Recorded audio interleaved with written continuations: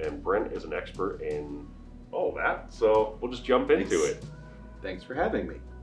First, what is a credit score and what is a good score to have?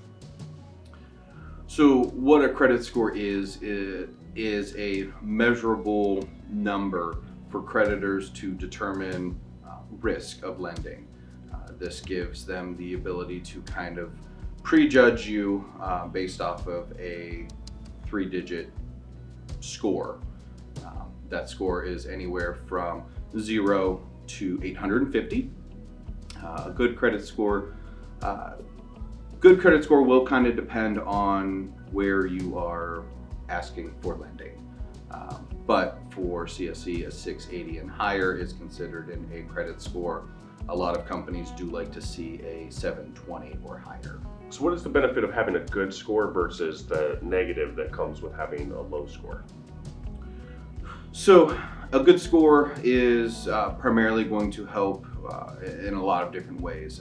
Anytime there is something that is lending related, whether it be a mortgage, a car, credit cards, even down to rentals for an apartment, or your cell phone carriers will run your credit. And if you have limited credit or low credit, this can negatively impact your abilities or your chances to get these different things, apartments, loans. And if your score is lower, you can also still be approved for lending, but your interest rates will be significantly higher.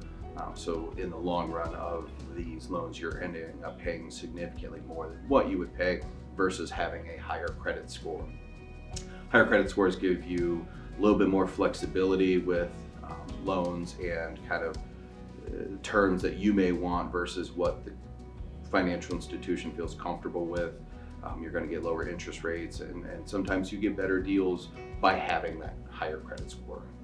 I know there's tools out there that can show over the life of your credit life, if you will. Having a good score versus having a bad score can literally cost you hundreds of thousands of extra dollars if you are a regular lender. So yeah, certainly having a good score is way more beneficial than not taking care of your credit score and letting that kind of get away from you.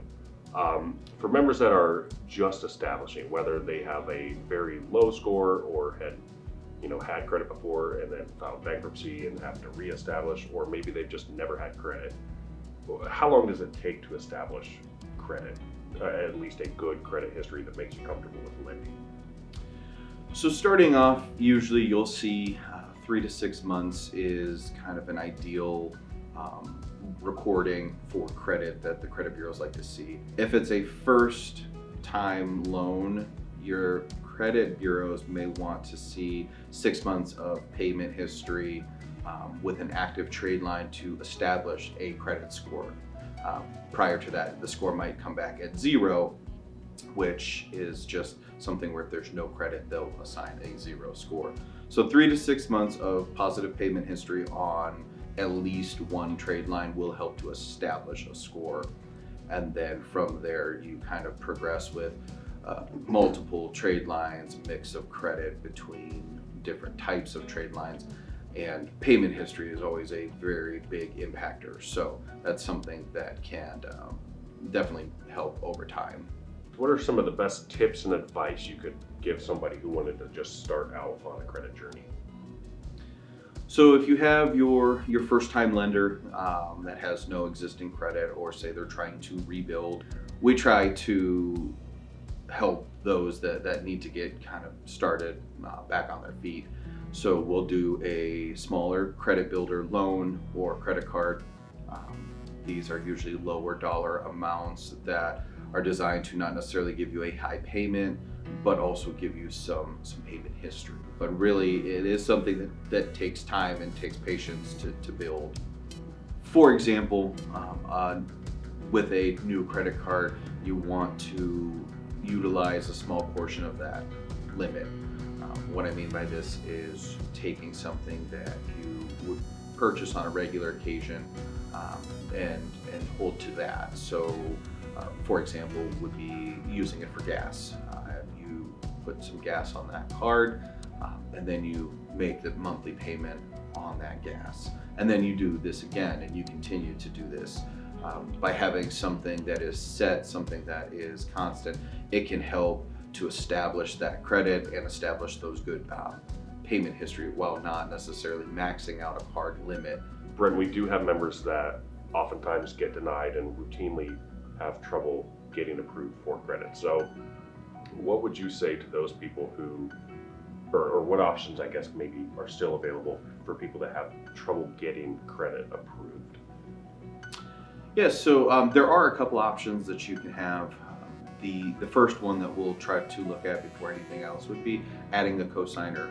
A lot of times when you are new to credit, we see that members are usually younger. This is the first time trying to get some sort of credit, but anyone can have a cosigner, and if that cosigner is a strong enough cosigner, that can help to get the decision made for an approval on that loan or credit card. The other option would be we have secured options. And what secured options are is if you have funds that you have available on hand, you can take that money and you can secure those funds and get a credit card with those secured funds. What that does is it will help give you the approval on the loan or on the credit card. It will help to build that credit history, and then those funds can come back to you later on after the secured card is over or after the secured loan has been paid. Perfect. Yeah, secured options are oftentimes a really good option if it's a last resort. Oftentimes they can be really low interest loans and really help you along the way. So Brent, thank you for your time. I'm sure there will be more to come about credit in the future, so look for more couch chats, and thank you for doing this one. Yeah, thanks for having me.